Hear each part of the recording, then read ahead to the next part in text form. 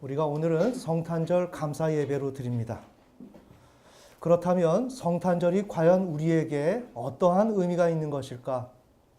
왜 이런 말씀을 드리냐면 예수님이 분명히 우리 죄인들을 위해서 하나님께서 보내심으로 말미암아 이 땅에 오셨다는 건 우리가 명백하게 아는데, 그 사실과 아울러서 매년 절기가 되면 우리도 모르는 사이에 하나의 어떤 예배, 이런 절차, 그 형식에 매이게 되고 살아있는 어떠한 그러한 성탄절의 의미를 느낀다는 게 그게 쉽지가 않습니다.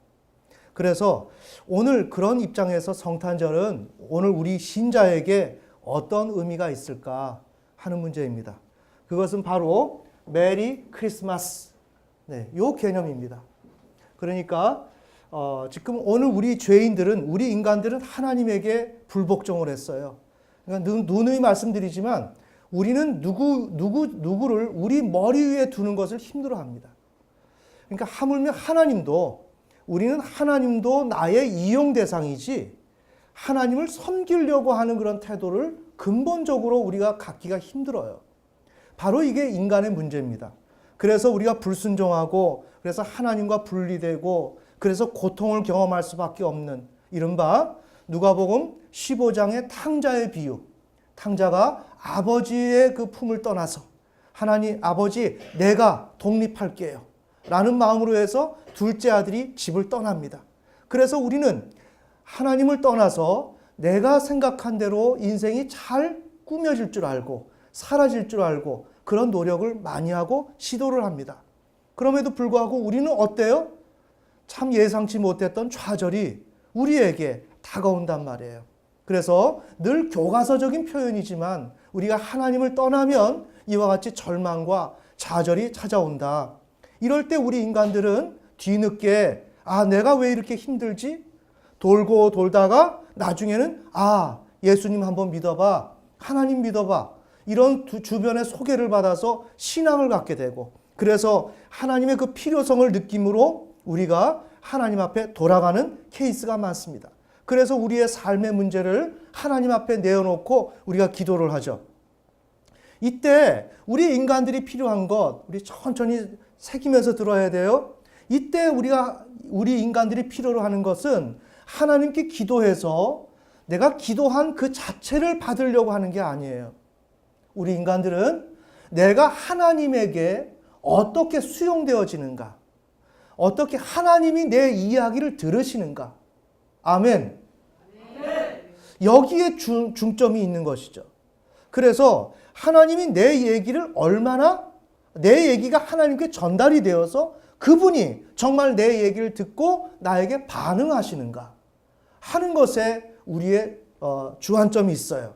자, 그러다 보니까 여기에 주안점을 두고 있는데, 그럼 하나님은 어때요? 우리의 기도를 다 들으세요.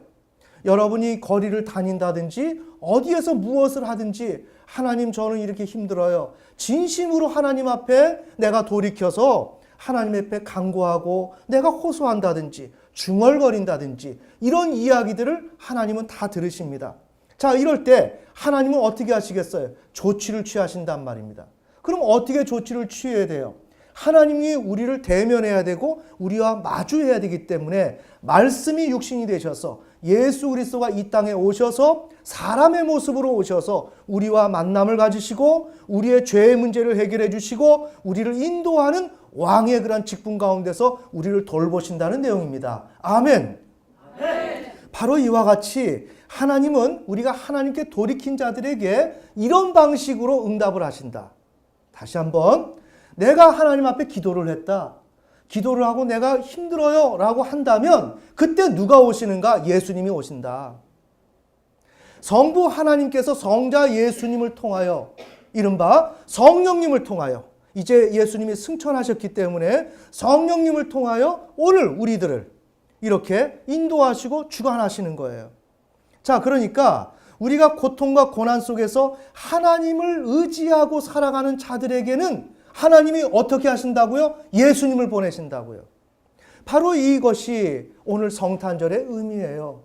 오랜 시간부터 아담과 하와로부터 시작하여 그들이 죄를 저질렀을 때 정말 낭망하고 절망 가운데 놓여져 있을 때 어떻게 할까 할 때 하나님께서는 그 아픈 마음, 그 고달픈 마음, 소외된 마음, 절망하는 마음 그것을 이해하시고 그때 바로 조치를 취하시는 게 뭐예요? 짐승을 잡아서 가죽옷을 입힌단 말이에요. 아멘.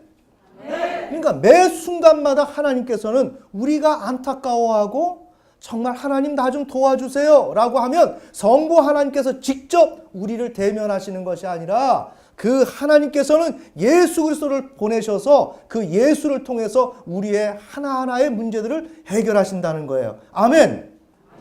자, 이렇게 되면 하나님을 갈망하고 하나님 나 이제 정말 힘든데 하나님 나 좀 도와주세요 라고 이야기할 때 그 사람은 누구를 만나요? 예수님을 만난단 말이에요. 그럼 예수님을 만날 때 그 사람은 어떻게 해요? 하나님의 위로를 느낀단 말이에요. 아멘.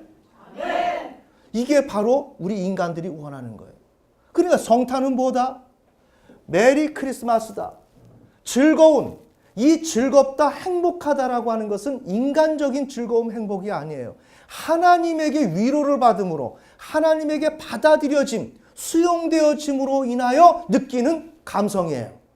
이해가 되십니까? 네. 예수 그리스도가 탄생하셨는데 그 예수님을 메스는 미사 예배입니다. 예수님을 예배하는 것입니다.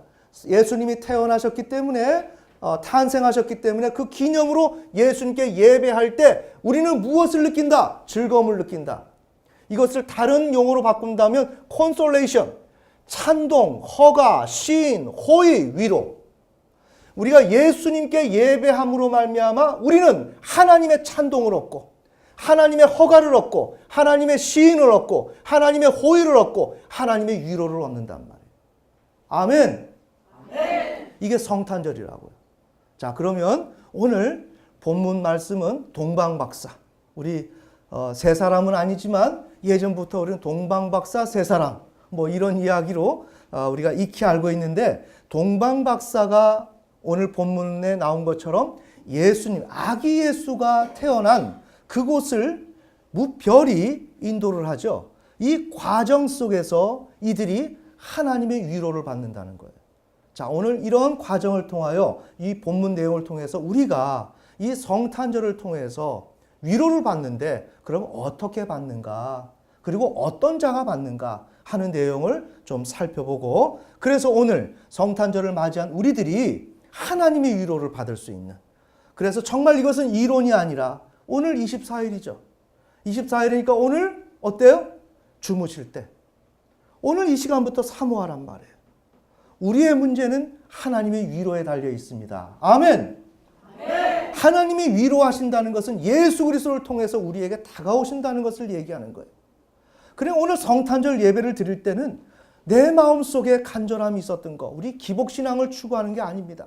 정말 내가 이 문제가 안 되었던 거 혼자 궁리하고 고민하고 아파하고 슬퍼하고 정말 괴로워하고 힘들어했던 그 문제 이것을 가지고 내가 하나님 정말 잘못했어요. 내가 하나님을 의뢰하지 못했어요. 나 부족합니다. 나 좀 도와주세요. 하는 그 기도를 하나님께서 들으시는데 이 기도를 어떻게 들으신다? 이렇게 성탄절처럼 예수 그리스도를 통해서 우리에게 보내신다. 그때 우리는 예수님이 오실 때 더불어서 무엇을 느낀다? 하나님이 나를 위로하신다는 걸 느낀다. 그러니 우리는 무엇을 오늘 이 시간에 찾아야 돼요? 하나님의 위로하심. 자, 하나님께서 오늘 나에게 위로하여 주옵소서. 오늘 이 밤에 우리가 오늘 24일 날 밤에 잔다면 우리 어린아이들 산타크로스 할아버지 오시기를 기다리면서 예전에는 뭐 신발도 놔두고 뭐 굴뚝으로 내려온다 이런 소문이 많았죠. 그 사모함처럼 동일해요. 예수님은 찾아오세요.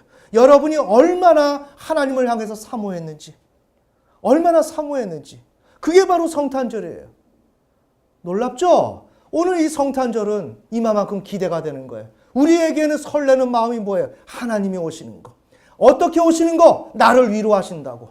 그래 너 힘들었지? 그래 너가 말하는 거 알아. 내가 익히 알고 있어. 사랑하는 아들아, 사랑하는 딸아, 내가 너와 함께 할 거야. 걱정하지 마. 내가 너를 도와줄 거야. 하는 그 음성이 오늘 성탄절을 통하여 오신다는 거예요. 아멘. 이것이 성탄 예배를 드리는 의미예요.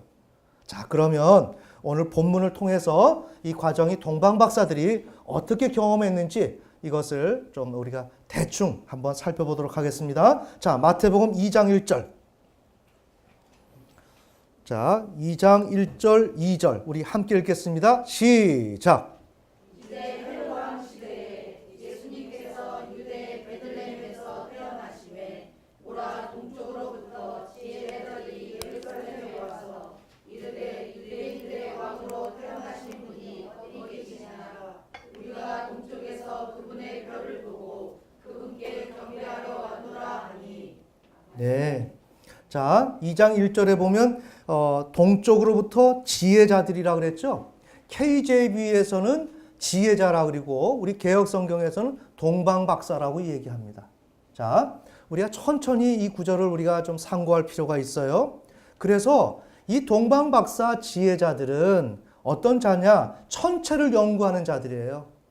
하늘에 떠 있는 우주 만물들을 그걸 가지고 자신의 우주의 원리를 찾아 들어가는 사람들이에요.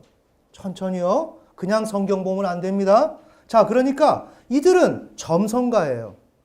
별자리를 보면서 어떤 우리의 인간의 앞으로 될 일 이해가 되시죠? 어떻게 될까 하는 우주의 신비를 별자리를 예를 들자면 해와 달과 그 별을 통하여 문제를 풀어가는 사람이었어요. 자, 그런 사람인데 이 사람들은 단순히 그냥 세속적인 입장에서 별자리를 연구하고 그냥 점 보는 사람들이 아니었어요. 자, 우리가 2장 2절에 보면 그분의 별을 보고 그분께 경배하러 왔다 그랬어요. 맞죠? 경배하러 온 거예요. 그러니까 하나님께, 예수님께 경배하러 온 것입니다. 그 다음에 우리가 11절 함께 읽겠습니다. 시작. 그들이 집으로 들어가 어린아이가 자기 어머니 마리아와 함께 있는 것을 보고 엎드려 그에게 경배하고 자기들의 고무장을 열어 황금과 유황과 보약을 그에게 선물로 드리니라. 아멘. 네, 이 경배를 하고 무엇을 드렸냐? 보물을 드렸는데 황금과 예수님의 왕권. 이해가 되세요? 예수님이 이 땅에 메시아로 오셔서 왕으로 오셨다는 거예요.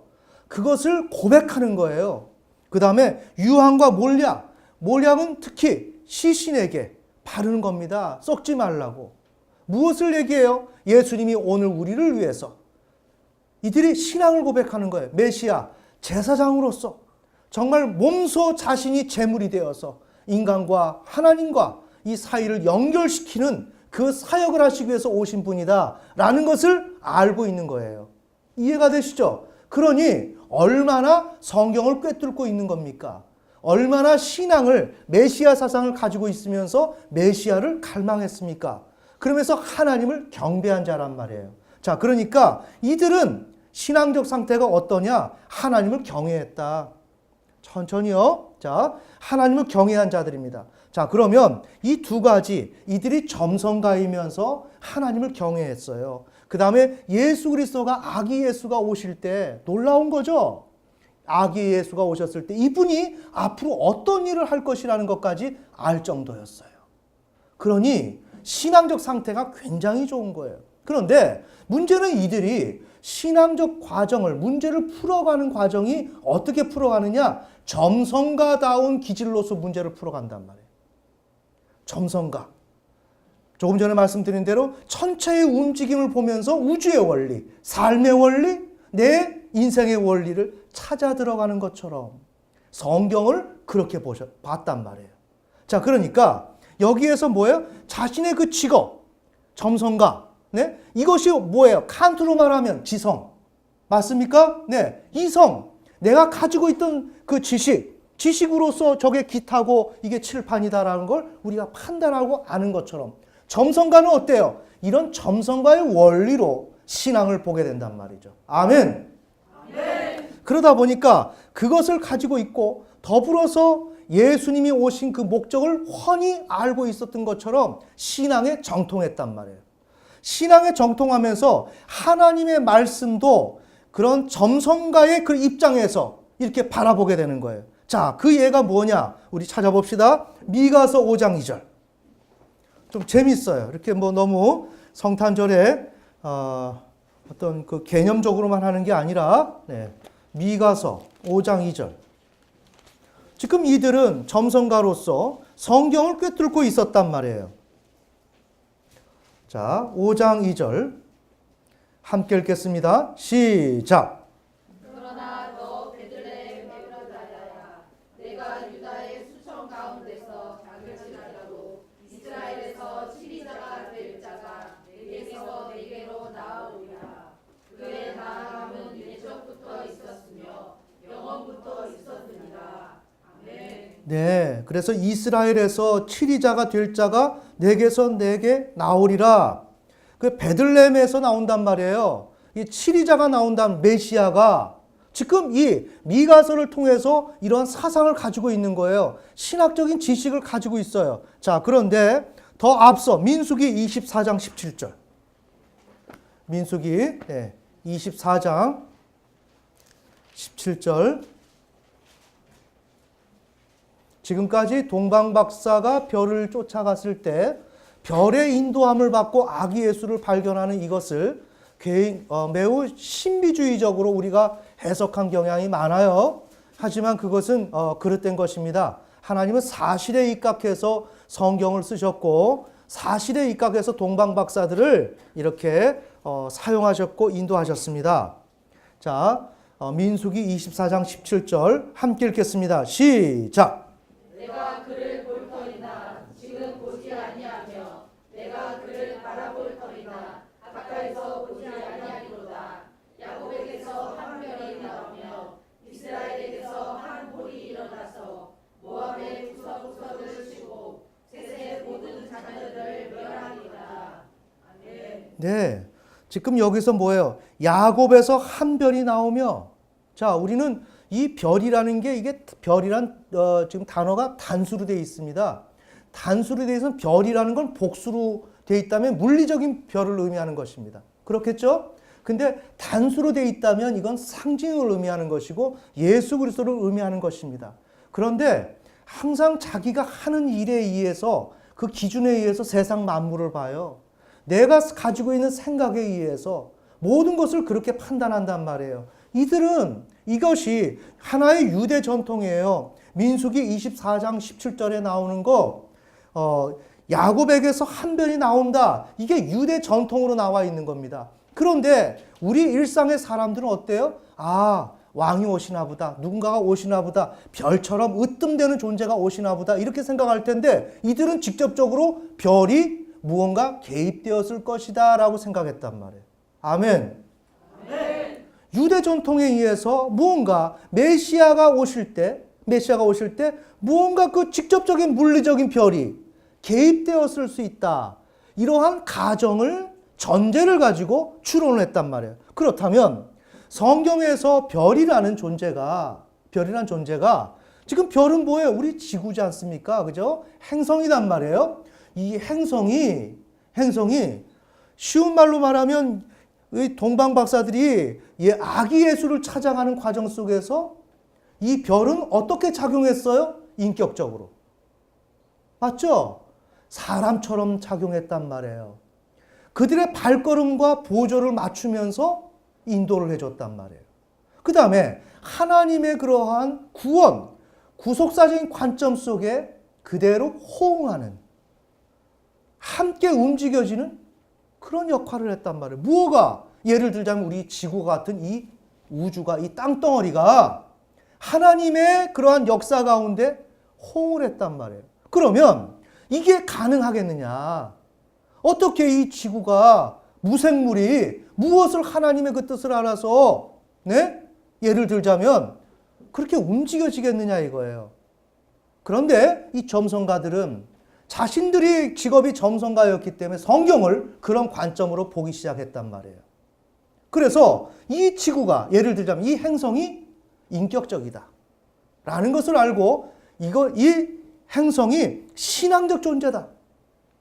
셋째, 하나님의 목적에 의해서 운영되는 존재다. 넷째, 이러한 이 별들은 차등이 있다. 하나님을 영광을 돌리기 위해서 각기 맡은 영광이 있다. 이해가 되시나요? 이것을 점성가들이 알았단 말이에요. 오늘 우리가 이걸 가지고 깊이 있게 묵상하기는 힘들어요. 하지만 어떤 대략적인 그런 개념으로 통찰할 필요는 있고 상당히 의미가 있다고 생각합니다. 아멘. 네. 자, 인격적인 존재다. 다시 말하면 우리 지구와 같은 이 지구가 인격적인 존재다는 거예요. 그냥 무생물로 돌아가는 물질 세계만이 아니다. 자, 우리 KJV에는 그렇게 잘 나오지 않지만 느헤미야 9장 6절. 별에 대한 개념이 성경에 많이 나옵니다.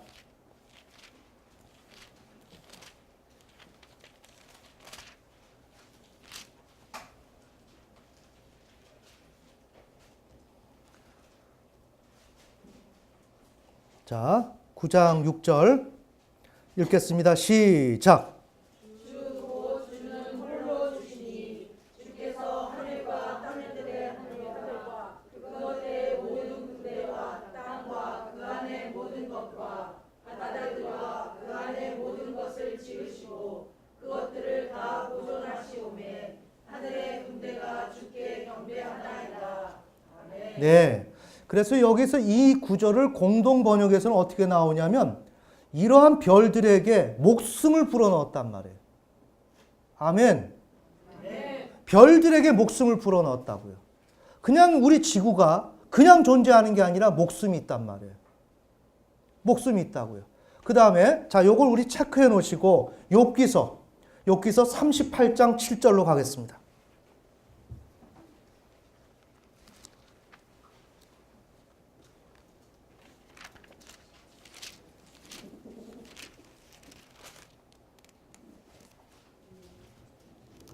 자, 욥기서 38장 7절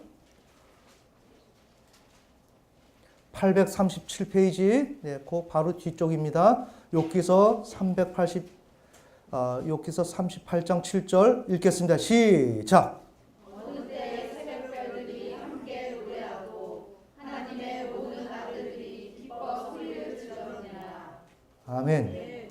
자, 이렇게 되면 새벽별들이 노래했다 그러니까 이걸 비유적으로 설명한 거지 이렇게 생각할 수가 있어요. 그렇지 않습니다.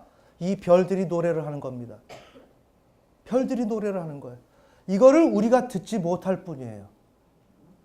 이해가 되세요? 네. 제가 누누이 말씀드리잖아요. 이 온 우주 만물들이 이성이 있단 말이에요. 이성이. 이건 오래전에 철학자들이 발견한 내용이에요. 그래서 어떤 화초에 대해서도 사랑한다 그러면 한쪽은 어떤 부정적인 언어하면 이 자라나는 게 달라요. 완전 달라요.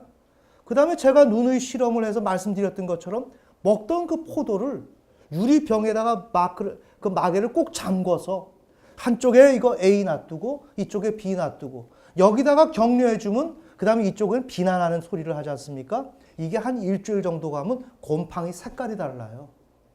이해가 되세요? 이 소리가 어떻게 들리겠습니까? 마개로 잠궈놨는데 소리치는 것도 아닌데 그 다음에 그 안에다가 밥을 넣었어요. 밥을 넣어도 곰팡이 색깔이 달라요. 이쪽은 뽀얗고 하얗고 이쪽은 굉장히 시커멓고 그냥 보기 흉측한 그런 곰팡이가 잡혀요. 뭘까요? 이들이 알아듣는다는 거예요. 아멘. 아멘. 이 별은 노래를 하는 거예요. 하나님을 향해서 노래를 하는 거예요. 뭐가? 온 우주 만물이. 우리가 생각을 달리해야 돼요. 자, 이와 같이 점성가인 동방박사, 와이즈맨, 지혜로운 자들, 이들은 어떻게 했어요? 이 천체, 우주를 보면서 이것의 관점을 통해서 성경을, 그 관점 속에서 성경을 이해를 했단 말이에요. 그래서 우주의 별은 인격적이다. 노래를 하지 않습니까? 이건 인격적이죠. 사람처럼 노래를 한단 말이에요. 하나님을 향해서 찬양을 한단 말이에요. 자, 그 다음에 우리 아까 봤던 느헤미야 9장 6절로 다시 돌아가요. 체크해 놓으셨죠? 느헤미야 9장 6절. 다시 한번 읽겠습니다. 시작. 주고 주는 홀로 주시니 주께서 하늘과 하늘들의 하늘과 그것들의 모든 군대와 땅과 그 안의 모든 것과 바다들과 그 안의 모든 것을 지으시고 그것들을 다 보존하시오매 하늘의 군대가 주께 경배하나이다. 아멘. 네, 이 전체가 하늘의 군대단 말이에요. 그 다음에 그래서 주께 경배하는 거예요. 여러분 이렇게 말씀드리면 그냥 아유 목사님이 그냥 어디서 신비한 구절 하나 찾아가지고 그렇게 말씀하시나 보다 이렇게 여러분이 생각할 수가 있어요. 그게 아닙니다. 하나님께서는 이 우리가 볼 때는 무생물처럼 보이지만 다 생명 있게 만들어 놓고 그 다음에 그들을 통해서 영광을 받으신단 말이에요. 그 다음에 그들을 인도를 하세요. 자, 이와 같이 이 별들이 하나님을 향해서 경배를 하고 찬양을 합니다. 자, 그런데 하나님께서는 하나님의 목적에 의해서 이 별을 운용을 하세요. 아시겠습니까? 별을 운용합니다. 자, 동방박사들이 무엇을 보고 따라갔어요? 그 별을 보고. 이게 우리들의 숙제였어요. 아니, 좀 신비롭게 하나님이 어떻게 마음에서 작용하셨나? 이렇게 하겠지만 실제로 그 별을 움직였단 말이에요. 우리 그 성경에 한번 봅시다. 욥기서 38장.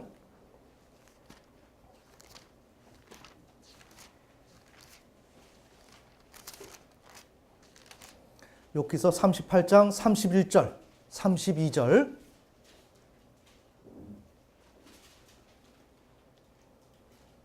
욥기서 38장 31, 32절 읽겠습니다. 시작. 내가 플레이아데스 별무리에 감미로운 영향력을 두거나 오리온 별자리에 피를 풀 수 있느냐? 내가 마자롯을 그것의 철에 이끌어낼 수 있느냐? 혹은 내가 아크루스 별을 그것의 아들들과 함께 인도할 수 있느냐? 아멘. 네, 31절의 플레이 아데스 별무리, 이건 북두칠성입니다. 북두칠성 별대를 의미하는 거예요.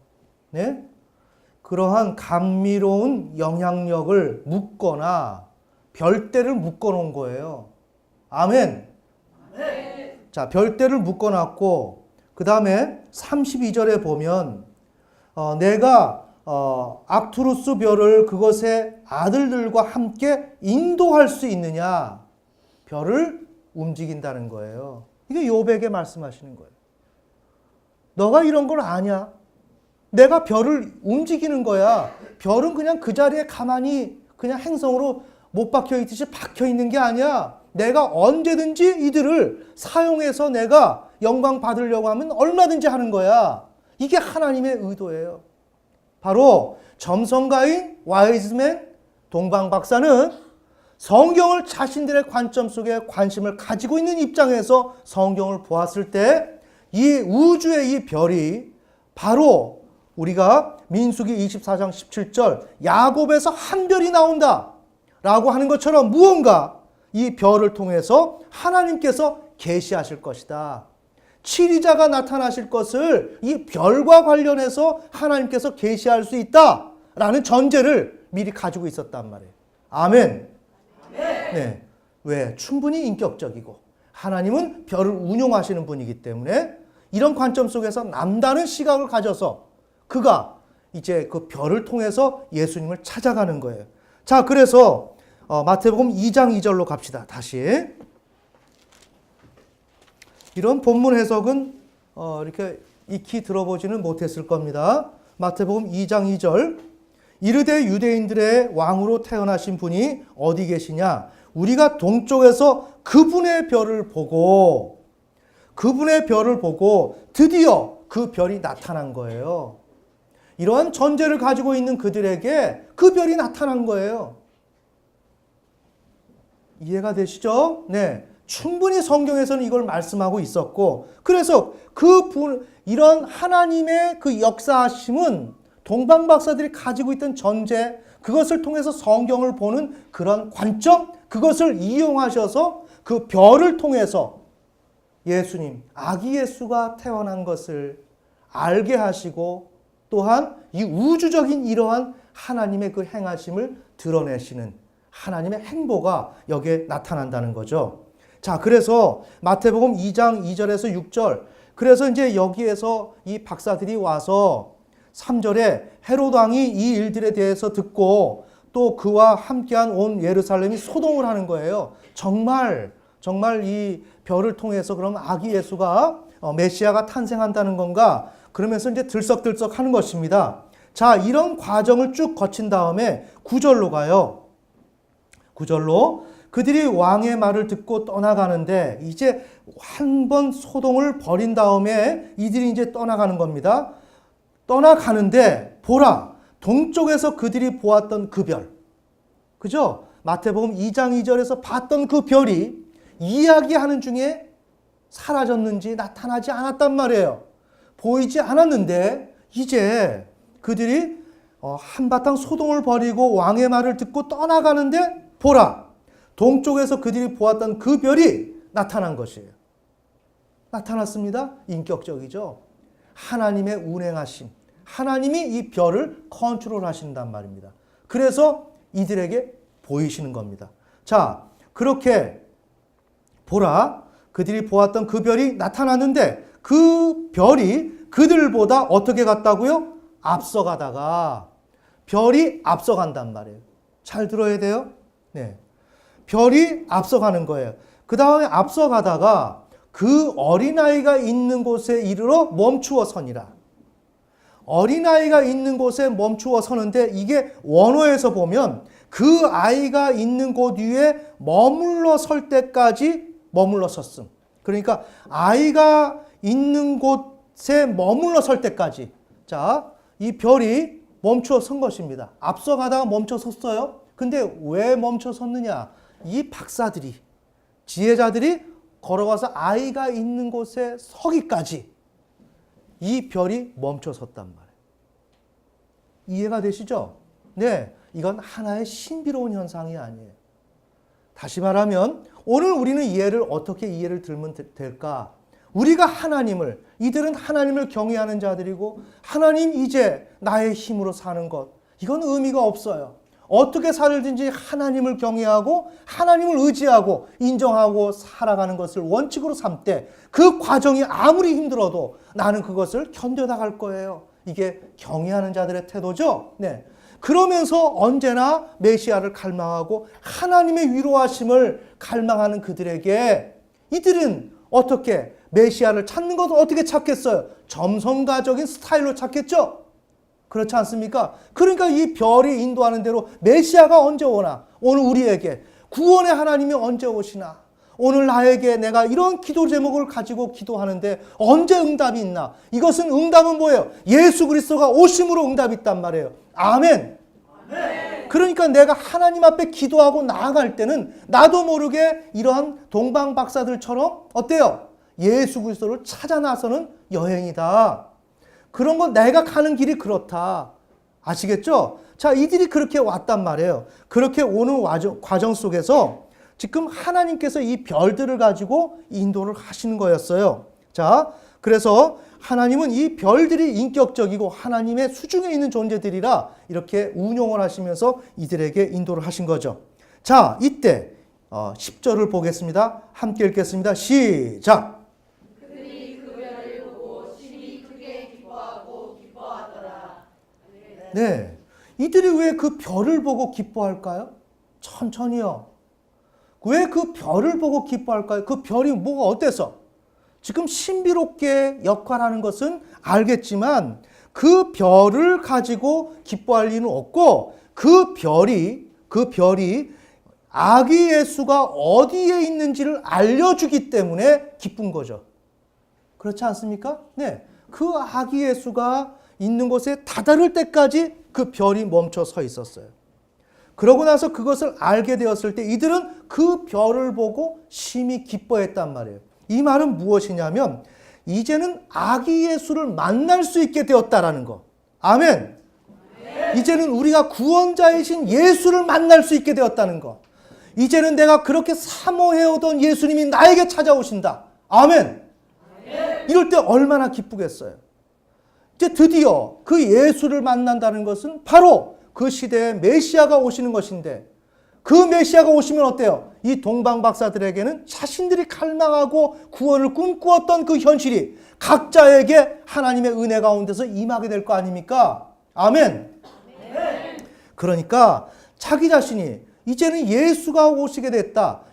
아기 예수가 어디에 있는지를 이 별을 통해서 알게 되었다.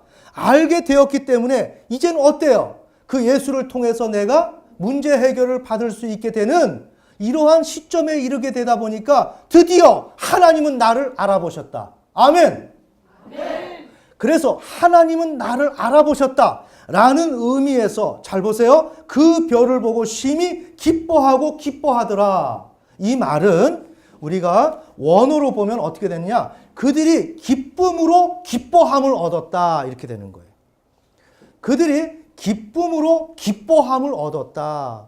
기뻐함을 얻었다. 그 기뻐함, 메리, 네? 즐거움, 이런 기쁨으로 기쁨을 얻었다. 이것은 찬동, 허가, 시인, 호의, 위로를 얻었다는 것이에요. 자, 저 별을 봤어요? 예수가 어디에 있는지를 알려주는 거예요. 드디어 응답인 예수님을 이제는 확보한 거예요. 아, 예수님이 오셨구나. 드디어 메시아가 오셨구나. 그 바로 연결되는 게 뭐예요? 나의 문제가 해결되는구나. 드디어 하나님께서 내 마음을 아셨구나. 아멘. 아멘. 그래서 호의를 입었다. 하나님의 위로를 입었다. 알겠습니까? 그래서 동방 박사들이 그 별을 보고 기뻐했다는 거예요. 기뻐했다는 것은 기뻐함을 입었다. 위로함을 입었다. 하나님의 호의를 입었다. 그 별을 보면서. 조금 정리가 되시나요? 오늘 이렇게 설교를 하는 이유는 우리가 하나님을 사모할 때 하나님은 굉장히 디테일하게 오십니다. 내가 이렇게 사모할 때 하나님은 너가 얼마만큼 갈급하니, 너가 얼마만큼 나를 갈망하니, 나를 필요로 하니 그걸 눈여겨보십니다. 하나님 앞에 내가 어린아이 같이 되어진다고 해서 부끄러워하지 마세요. 우리 아이 때 엄마한테 뭐 좋은 거 달라고 하면 발 동동 구르면서 달라 그러죠? 마찬가지예요. 하나님에게 그렇게 해야 되는 거예요. 하나님은 그거를 싫어하지 않으세요. 우리를 흉보지 않으세요. 아멘. 그렇게 달라고 그렇게 할 때 진정으로 내 마음속에 얼마나 사무침이 있느냐 이거예요. 그렇게 할 때 그것을 가지고 하나님 앞에 기도할 때 하나님을 응답하실 때 나는 어떻게 느낀다? 위로함을 얻었다. 나는 위로를 받은 느낌으로 나는 정리가 된다는 것입니다. 아멘. 그러면 그 위로가 성격이 어떻게 되는지를 연관된 추석을 통해서 관주를 통해서 우리 한번 봐요. 이사야 57장.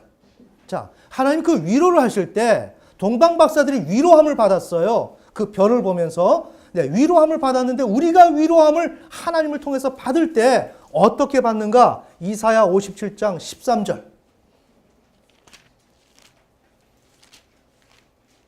여러분들이 오늘 이 메시지를 들으시고 오늘 밤을 주님과 깊은 교제의 시간으로 들어가세요.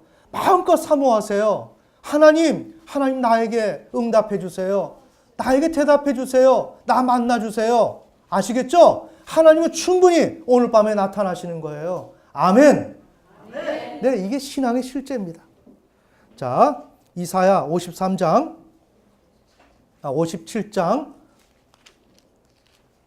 13절부터 21절. 자, 우리 한번 읽겠습니다. 천천히 읽겠습니다. 시작. 내가 부르짖는 때에 내 동료들이 너를 건져내게 하라. 그럴지라도 바람이 그들을 다 멀리 데려가고 헛된 것이 그들을 데려가리로다. 그러나 나를 신뢰하는 자는 땅을 소유하고 나의 거룩한 산을 상속하며 또 말하기를 너희는 흙을 두고 길을 예비하며 내 백성의 길에서 걸림돌을 치우라 하리라. 높고 높으며 영원에 거주하고 이름이 거룩함이니가 이같이 말하노라. 나는 높고 거룩한 곳에 거하며 또한 통회하고 겸손한 영을 지닌 자와 함께 거하리니 이것은 겸손한 자의 영을 소생시키며 통회하는 자들의 마음을 소생시키려 함이라.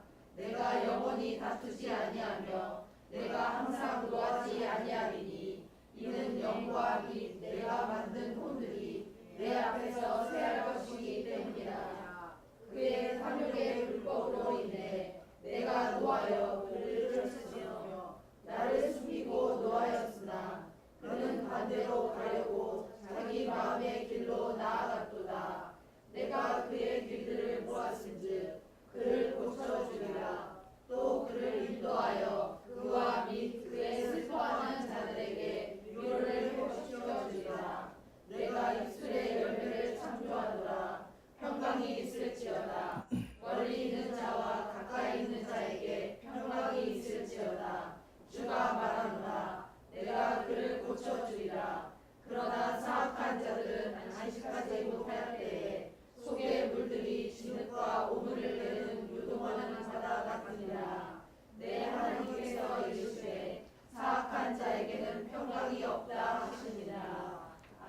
네, 이 구절은 우리가 하나님을 사모할 때 하나님께서 우리에게 위로하심을 응답하시는 하나님의 그러한 속마음, 그러한 내밀한 것, 그것을 지금 표현한 구절이에요. 자, 우리가 17절에 보면 그의 탐욕의 불법으로 인해 내가 노하여 그를 쳤으며 나를 숨기고 노하였으나, 우리가 탐욕으로 하나님 외의 대상을 우리가 원하고 그것을 마음속에서 갈망했기 때문에 하나님과 우리의 관계가 멀어졌다는 거예요. 자, 우리의 지금 어려움, 우리의 고난의 본질이 뭐냐? 하나님을 의지하지 않고 내가 하나님 외의 것을 내가 소유하려고 그렇게 하다 보니까 하나님과 관계가 안 좋아졌다. 자, 그런데 하나님께서는 13절에 보면 나를 신뢰하는 자는 땅을 소유하고, 하나님을 신뢰하면서 이제 하나님 나 잘못했어요. 인생이 이렇게 하나님을 통해서 이루어지는 것을 잘 몰랐어요. 하나님을 제대로 믿어야 된다는 것을 이제 알았어요. 그러면서 하나님을 신뢰하는 자. 아멘. 그러면서 그런 자들에게 또한 우리 15절 봅시다. 또한 통회하고 겸손한 영을 지닌 자와 함께 그런 자, 그 다음에 또 겸손한 자의 영, 이렇게 나옵니다. 그 다음 18절 슬퍼하는 자들, 이런 자들에게 하나님께서 오신다는 거예요. 그러면 어떻게 오시는가?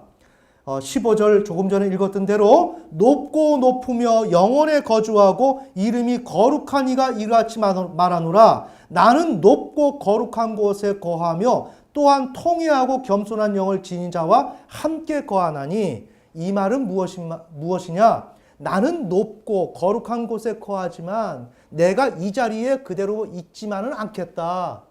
이해가 되시나요? 자, 오늘 이 본문을 제가 공동 번역으로 이렇게 읽어드리겠습니다. 자, 나는 너희들이 너무 못되게 욕심을 부려서 내가 마음이 상했고 내가 너희들로부터 돌아섰다. 그러나 나는 너희들이 어디로 가든지 나는 너희들을 눈여겨보았다. 아멘. 네. 오늘 우리가 하나님을 떠나서 정말 하나님의 그러한 관점에 포인트를 못 맞춰서 우리가 방황했을 때 하나님은 우리를 그냥 버린 것이 아니라 무엇을 하는지 눈여겨보셨단 말이에요. 아시겠죠? 그러면서 우리가 어떻게 하는지를 계속적으로 지켜보신 거예요. 자, 그러면서 하나님을 믿고 바라는 자를 상대로 하는데, 그때 나는 높고 거룩한 보좌에 앉아 있으면서도 얻어맞아 용기를 잃은 사람들과 함께 살며, 나는 높고 거룩한 보좌에 앉아 있지만 내가 메시아를 통해서 보냄으로 말미암아 너희가 얻어맞아서 용기를 잃은 사람들과 나는 너희와 함께 할 것이다. 아멘. 바로 지금 하나님의 위로하심이 이러한 속성과 이러한 내용을 가지고 있다는 거죠. 그 다음에 잃은 용기를 되살려주고, 우리가 인생 가운데 살다가 좌절하고 절망할 때 힘이 없을 때, 이때 우리가 하나님을 갈망하면 하나님께서 우리에게 용기를 주시며 우리로 하여금 다시 살아날 수 있도록 도와주신다. 아멘. 그 다음에 상한 마음을 아물게 해주리라. 자, 사람은 나에게서 용기를 얻고 나에게서 생명의 숨결을 받는다. 어떻게 하면? 하나님을 신뢰하면. 하나님을 정말 어린아이처럼 하나님 나 좀 도와주세요. 이제 하나님께 돌이키기를 원합니다 하면 이것은 내 마음속에서만이 갖고 있는 마음이 아니라 이 마음은 하나님께 전달된다. 아멘. 동방 박사들이, 그들이 하나님을 경외하는 자들이었고 메시아인 예수 그리스도가 오시는 것에 대해서 훤히 성경을 통해서 이해하고 있었던 그들은 하나님을 경외했기에 하나님의 응답을 기다렸고, 그들이 하나님의 응답을 기다리는 건 뭐예요? 점성가적인 그런 방법론으로 성경을 보게 되었고, 성경을 통해서 하나님이 별을 통해서 메시아의 오심을 인도하실 거라고 생각하면서 그렇게 메시아의 오심, 하나님의 응답을 사모했던 그들처럼 오늘 우리에게도 하나님께서는 어떻게 이렇게 우리가 다른 방법의 점성가는 아니지만 우리의 나름의 방법대로 예수 그리스도를 사모한단 말이에요. 그때 그들이 점성가 동방 박사들이 별이 멈추었을 때 그 별을 보고 기뻐했던 것처럼 그때 하나님께서 그들을 인도하시는 그 마음과 그 행위를 본질을 알고 하나님이 나를 받아주셨구나 하는 것을 느꼈던 것처럼 오늘 우리의 삶 속에서 하나님 나에게 행하시는 그 길을 보며 내가 위로함을 얻고 하나님의 그런 나에게 호의를 베푸신다는 것을 우리는 깨닫게 된단 말입니다. 아멘. 자, 그래서 내가 그들의 병을 고쳐주며 위로하고 한껏 격려해 주리다. 슬피 울던 입술에서 찬미가 터져 나오게 하리라. 아멘. 네. 자, 그러니까 이게 바로 우리 지금 마태복음 2장에 나오는 내용을 지금 먼저 이사야가 이 내용을 얘기한 거예요. 동방박사들이 그 별을 보고 기뻐함을 입었던 것처럼 마찬가지로 오늘 우리는 하나님을 사모하고 기다리면 하나님께서 우리에게 위로를 주는데 그 위로의 본질이 뭐다? 우리가 아무리 어리석고 연약하고 부족해도 하나님은 우리의 모든 것을 어루만져 주시고 챙겨주시고 인도하신다. 자, 이게 바로 오늘 성탄절의 의미입니다. 아멘. 자, 그래서 다시 한번 이제 마지막 정리하면 성탄절이라고 하는 것은 우리의 문제를 해결해 주시기 위해서 예수님이 오시는데 정작 우리가 느끼는 것은 뭐다? 위로함을 느낀다. 하나님께서 나를 받아주셨다라는 것을 느낀다. 그러니까 오늘 우리 성탄절을 맞이한 우리들은 어떻게 해야 되겠어요? 하나님의 위로를 사모해야 되죠. 하나님이 내 기도를 들으실 거야. 아이들처럼 손을 꼽아서. 저는 요즘 계속해서 메일을 봅니다. 아침에 일어나면 먼저 그냥 자동적으로 메일을 봐요. 외국에서 좋은 메일이 올 텐데 하나님 메일이 와야 되는데요. 너무 기다려져요. 그리고 저는 매일같이 봐요. 그때마다 어김없이 없어요. 없습니다. 그때는 어때요? 절망이 되고, 아니 절망은 아니지만 무언가 이렇게 마음에 이렇게 기쁨이 없겠죠. 또 기다려진단 말이에요. 그러면서 하나님, 매일 하나님의 약속이 이루어질 줄 믿어요. 그리고 내 마음속에서 그 간절함으로 하나님을 의뢰하는 거예요. 하나님을 신뢰하는 거예요. 우리 하나님은 언젠가 주실 거야. 언젠가 주실 거야. 나는 그 하나님이 나에게 응답하실 것 나는 확실히 믿어. 내가 이렇게 하나님을 갈망하는 이 마음을 하나님은 아실 거야. 그래서 하나님은 나에게 응답을 하실 때 나는 위로를 받는단 말이에요. 아멘. 그러한 성탄절. 오늘 저에게는 그런 성탄절이에요. 오늘 내일 아침이 저는 그리워져요. 내일 아침에 우리 하나님이 나에게 어떤 선물을 주실까? 네? 안 주시면 안 주신 대로 뜻이 있겠죠. 네. 그래서 그 선물을 기다리는 거야. 하나님은 내 마음을 아실 거야. 자, 오늘 우리의 인생을 살아가는데 우리의 문제는 뭘까요? 하나님의 호의. 내가 오늘 가지고 있는 이 문제를 하나님이 알아주시는 거. 그래, 알았어. 너 그거 왜였지? 그래, 내가 알았어. 우린 이 한마디면 끝난단 말입니다. 아멘. 오늘 그날이 바로 메시아가 오신 날이에요. 하나님이 오늘 우리에게 호의를 베풀어 준 날이에요. 그러니까 오늘 우리가 신앙생활 하더라도 어떠한 개념적으로 의례껏 다가오는 2017년도 성탄절, 그래서 뭐 성탄절 예배 드렸어 라고 하기보다 성탄의 의미를 분명히 알고 성탄을 통해서 우리가 받는 것은 위로다. 그래서 하나님과 나 사이에 내가 사모하고 그분으로부터 받는 그 위로를 나는 분명히 받을 거다. 나는 받고 싶다. 하나님 나에게 위로를 주세요. 이렇게 오늘 하루를